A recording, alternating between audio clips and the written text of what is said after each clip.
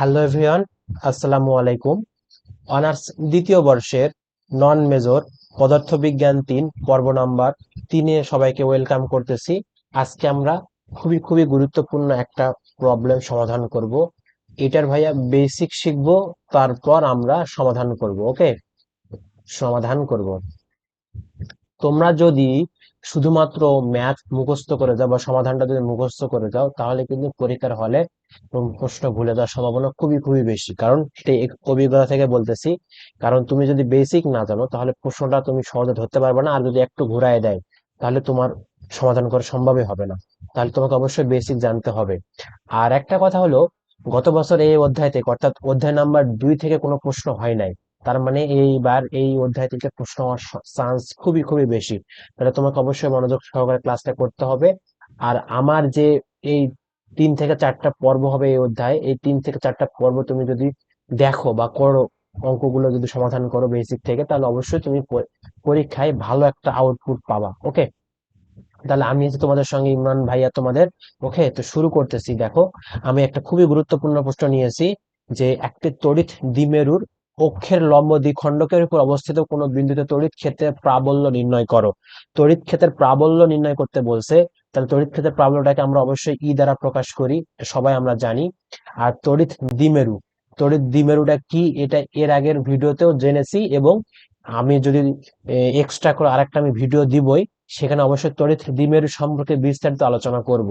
তো সমস্যা নেই, তোমরা চাইলে সেই ভিডিও দেখে আসতে পারো। অবশ্যই অবশ্যই আমি কমেন্ট ডিসক্রিপশন বক্সে তার লিংক দিয়ে দিব। তাহলে তড়িৎ দ্বিমেরু সম্পর্কে ধারণা থাকতে হবে, এবং তারপর প্রাবল্য বা ই সম্পর্কে ধারণা থাকতে হবে। আমি সবগুলোই আজকে ধারণা দিয়ে তারপর ম্যাথ প্রবলেমটা সমাধান করব, সমস্যা নাই। খুবই খুবই গুরুত্বপূর্ণ একটা প্রবলেম। দেখো, 2023 সালে আসছিল, 16 সালে আসছিল, 12, 10, 6, মানে খুবই একটা গুরুত্বপূর্ণ। এই বছর আসার চান্স খুবই খুবই বেশি। যেহেতু তোমরা 25 সালে পরীক্ষার্থী, দেখো 23 সালে আসছিল, মানে এবার আসার চান্সটা খুবই বেশি। তাহলে তোমরা অবশ্যই মনোযোগ সহকারে ক্লাসটা দেখবা। ওকে, তো দেখি আমি প্রথমে একটু চিত্র আঁকাই না তোমাদের আমি বুঝাই দেই। তাহলে তড়িৎ দ্বিমেরু কাকে বলে? আমি যদি প্রথমে একটা তড়িৎ দ্বিমেরু অঙ্কন করার চেষ্টা করি, মনে করো এখান থেকে এই পর্যন্ত একটা অক্ষরেখা আছে। আমার লাইনটা যদিও বাঁকা হয়েছে, সমস্যা নেই, তোমরা সোজা ধরে নিবা। তড়িৎ দ্বিমেরু কাকে বলে?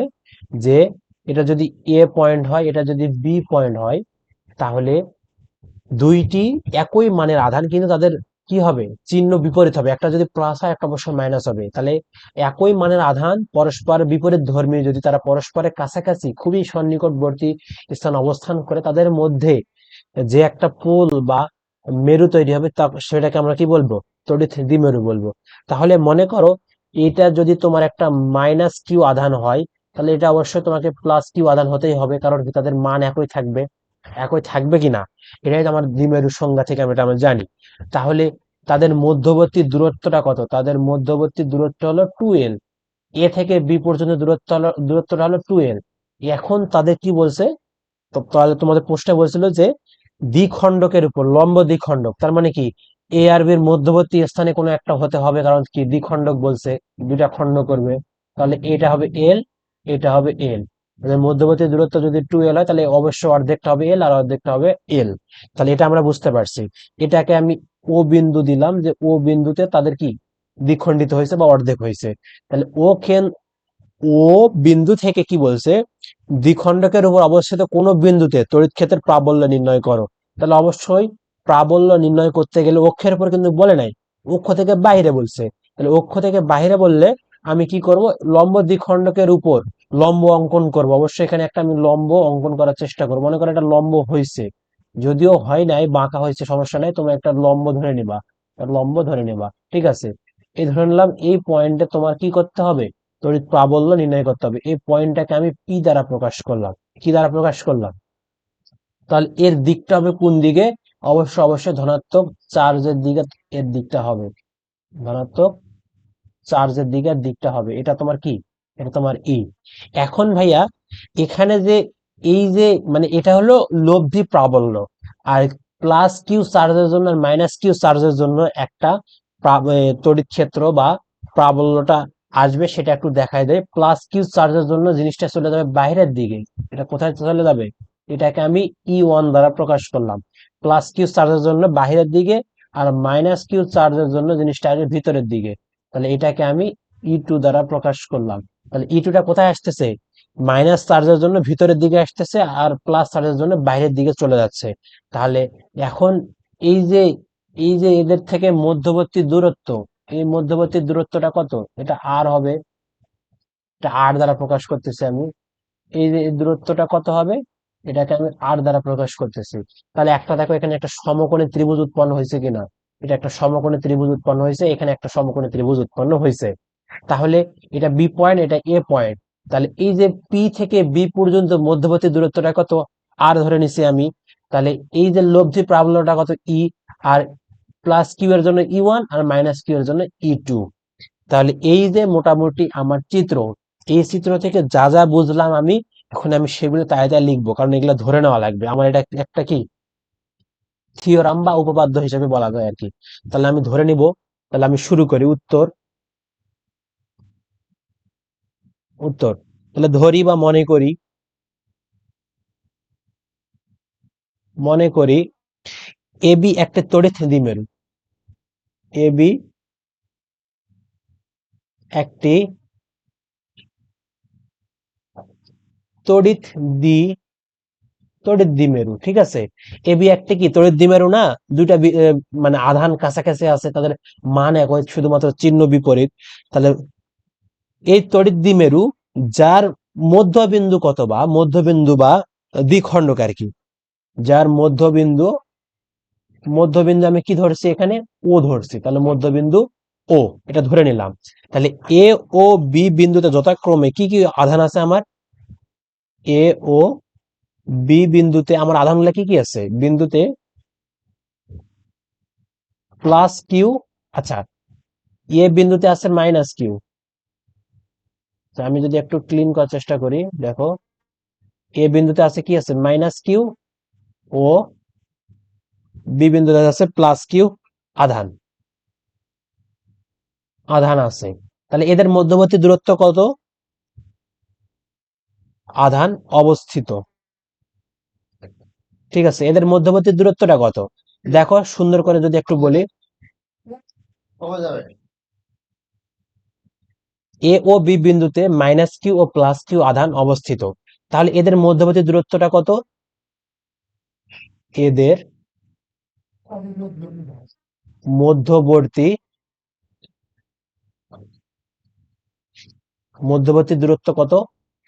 12 বা 12 পরিমাণ, 12 পরিমাণ। তাহলে এখন কথা হলো ভাইয়া, আমাকে কোথায় নির্ণয় করতে হবে? আমাকে পি বিন্দুতে কি করতে হবে? মানে এই যে 12 পরিমাণ এবং ও বিন্দুতে সমদ্বিখণ্ডক, এই সমদ্বিখণ্ডকের মানে লম্ব সমদ্বিখণ্ডকের উপর কেন্দ্র হতে কত বিন্দু? আচ্ছা, এটাকে আর না দিয়ে এটাকে আর দিলাম, ঠিক আছে, এটাকে আর দিলাম। আর এই পরিমাণটাকে আমি পরে বের করে নেব, সমকোণী ত্রিভুজের যে পিথাগোরাস উপপাদ্য আছে এটা থেকে আমি বের করে নেব, ঠিক আছে। তাহলে এদের মধ্যবর্তী দূরত্ব 12 পরিমাণ। তাহলে অতএব A B is equal to কত? A B is equal to 12। A B is equal to 12। এর লম্ব দ্বিখণ্ডকের, লম্ব দ্বিখণ্ডকের উপর কেন্দ্র, উপর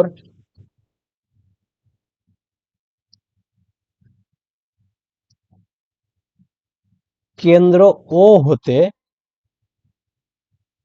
আর দূরত্বে, আর দূরত্বে পি বিন্দুতে, পি বিন্দুতে কি করতে হবে? তড়িৎ প্রাবল্য, তড়িৎ প্রাবল্য নির্ণয় করতে হবে। তাহলে আমরা কি পাইলাম? যে এ ও বি একটা কি তড়িৎ দ্বিমেরু অক্ষ। এই অক্ষের মধ্যবিন্দু অর্থাৎ সমদ্বিখণ্ডক ও এর উপর একটি লম্ব অঙ্কন করছি। অঙ্কন করে সমদ্বিখণ্ডকের উপর আর দূরত্বে পি বিন্দুতে কি করব আমরা তড়িৎ প্রাবল্য নির্ণয় করব। আশা করি এই পর্যন্ত তোমরা বুঝতে পারছো। তাহলে প্লাস কিউ আধানের জন্য আমি কি করব, তাহলে অতএব প্লাস কিউ আধানের জন্য পি বিন্দুতে তড়িৎ প্রাবল্য, পি বিন্দুতে প্রাবল্য, তাহলে এখানে কি হবে E1, আমি ধরে নিয়েছিলাম কি E1 না, তাহলে E1 ইজ ইকুয়াল টু কি হবে 1/4 পাই এপসাইলন নট। আমরা ই ইজ ইকুয়াল টু কি জানি 1/4 pi epsilon naught into charge divided তাদের মধ্যবর্তী দূরত্ব। আচ্ছা, এইটা যদি আর হয়, এটা যদি আর হয়, এটা যদি এল হয়, তাহলে অবশ্যই এটা তোমার কি হবে আর স্কোয়ার প্লাস এল স্কোয়ার হবে। তাহলে আর স্কোয়ার প্লাস এল স্কোয়ার হলে রুট আছে উপরে, তাহলে আমার এখানে কিউ বাই আর স্কোয়ার বা মধ্যবর্তী দূরত্বের উপর স্কোয়ার যদি হয়, তাহলে এখানে আমার কাটাকাটি যায় কি থাকবে, শুধুমাত্র আর স্কোয়ার প্লাস এল স্কোয়ার থাকবে। আমার কথা কি বুঝতে পারছো? আমি এটা একবারে লিখে দিলাম, অবশ্য তোমরা ধরে নিতে পারবা। তাহলে অতএব মাইনাস কিউ আধানের জন্য তাহলে কি হবে, আধানের জন্য পি বিন্দুতে তড়িৎ প্রাবল্য ই টু ইজ ইকুয়াল টু কি হবে, it is equal to 1/4 pi epsilon naught into divided কি, আমি শুধু মান নিয়ে কাজ করতেছি, জন্য প্লাস কি মাইনাস কিউ দিচ্ছি না, ওকে, শুধুমাত্র কিউ দিচ্ছি।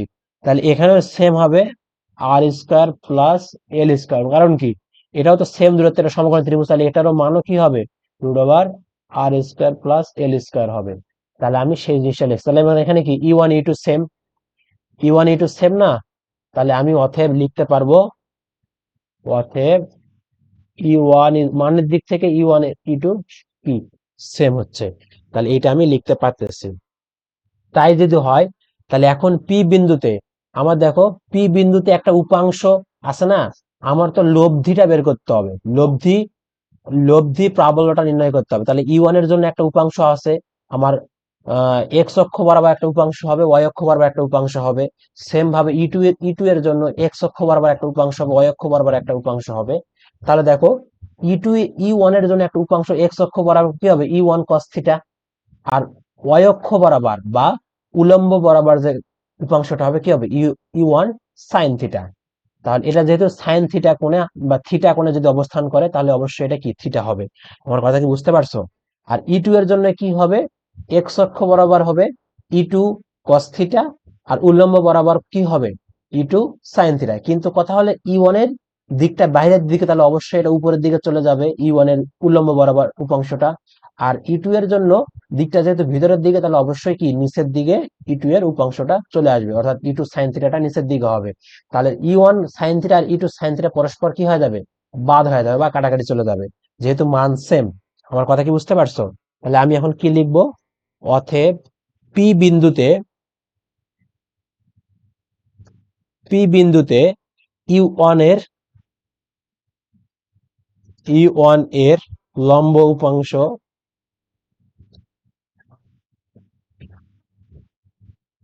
উপাংশ কি ই1 সাইন থিটা, এবং অনুভূমিক উপাংশ এবং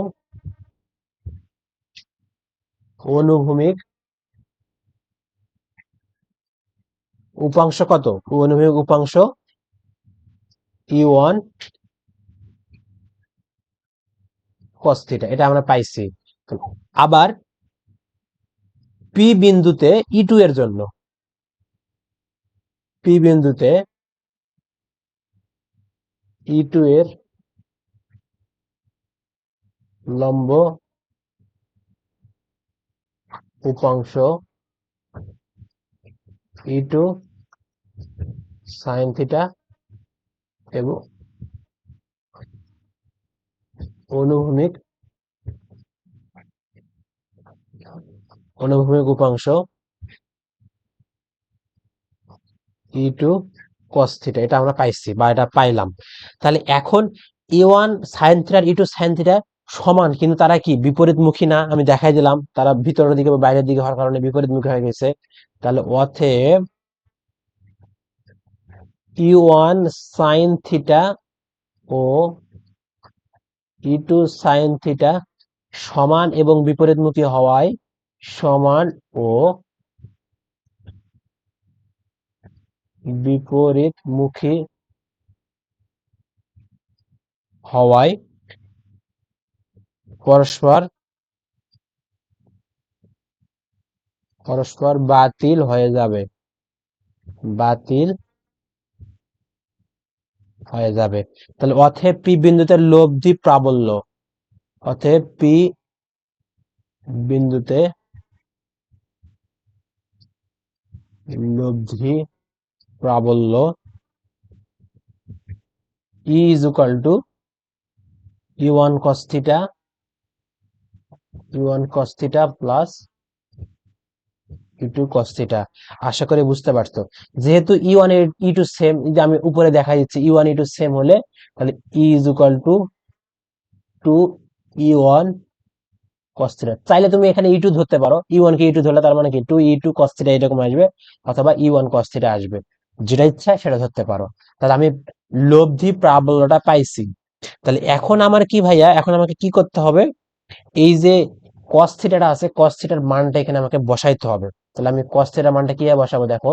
তুমি যদি এই চিত্র থেকে যদি কস থিটা বের করতে চাও, তাহলে কস কার সাথে সম্পর্ক? লম্বের সাথে অতিভুজের সম্পর্ক। তাহলে cos theta is equal two লম্ব বাই অতিভুজ। তাহলে লম্ব, সরি, ভূমির সাথে সম্পর্ক। তাহলে ভূমি কত? এল। তাহলে ভূমি ডিভাইডেড অতিভুজ রুট ওভার আর স্কয়ার প্লাস এল স্কয়ার। তাহলে আমি কস থিটার পরিবর্তে ভূমি বাই অতিভুজ বসাবো। তাহলে অতএব আবার চিত্র হতে পাই, চিত্র হতে, আচ্ছা এটাকে আমি একটু নাম্বার দিয়ে প্রকাশ করি। তাহলে এটা হলো ই। তাহলে এটা কত নাম্বার হচ্ছে আমার? এটা এর আগে তো কোনো নাম্বার দেওয়া হয়নি না, এর আগে নাম্বার দেওয়া হয়নি। তার মানে এটাকে আমি 1 নাম্বার দেব, এটাকে আমি 1 নাম্বার দেবো। ওকে, তাহলে চিত্র হতে পাই। তাহলে cos theta is equal two ভূমি বাই অতিভুজ, ভূমি কত?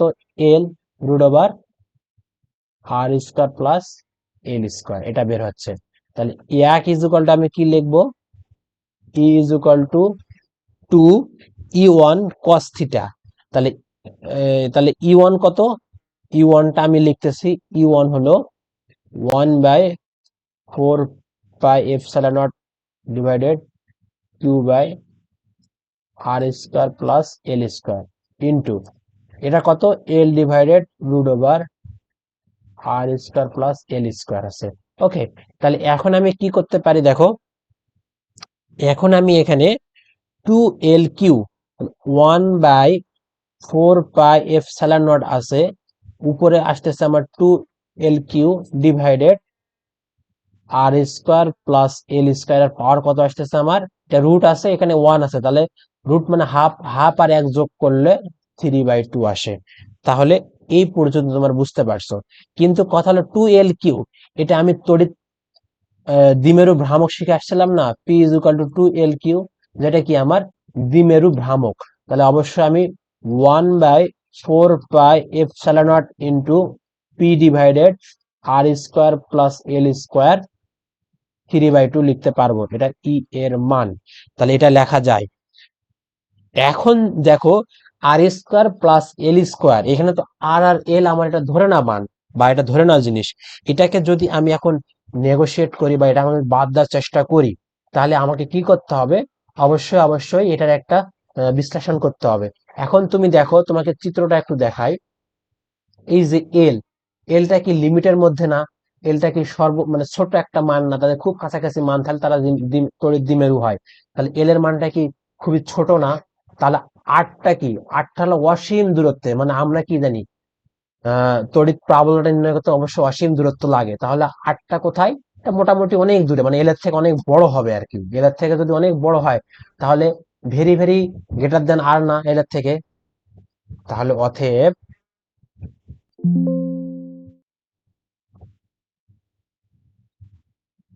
আচ্ছা, যদি আমার পেজ শেষ হয়েছে, আমি একটা পেজ নেই, ঠিক আছে?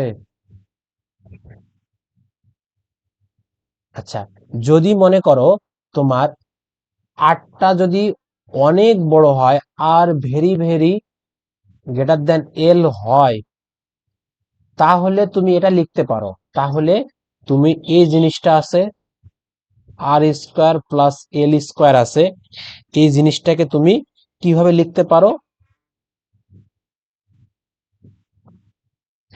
3/2। ওকে, এটাকে তুমি লিখতে পারো, এটা ইজ ইকুয়াল টু তোমার চলে আসতেছে আর কিউব আসতেছে। এটা কিভাবে হয় বা এটা কিভাবে আসতেছে, এটা বুঝতে হলে অবশ্যই তোমাকে আগের যে ক্লাসটা আছে, যে 1 নাম্বার বা 2 নাম্বার যে পর্বটা আছে, বিশেষ করে তুমি 1 নাম্বার পর্বটা দেখে আসতে পারো। ওই পর্বটা দেখলে তুমি এটা কিভাবে আসতেছে বা কিভাবে হচ্ছে এটা তুমি বুঝতে পারবা। তাহলে অবশ্যই অবশ্যই তোমাকে পর্ব নাম্বার 1 দেখতে হবে। ওখানে আমি বিস্তারিত ডিটেলস ওখানে বুঝাইছি যে এটা থেকে কিভাবে আর কিউবটা চলে আসে বা আর কিউবটা আসতেছে।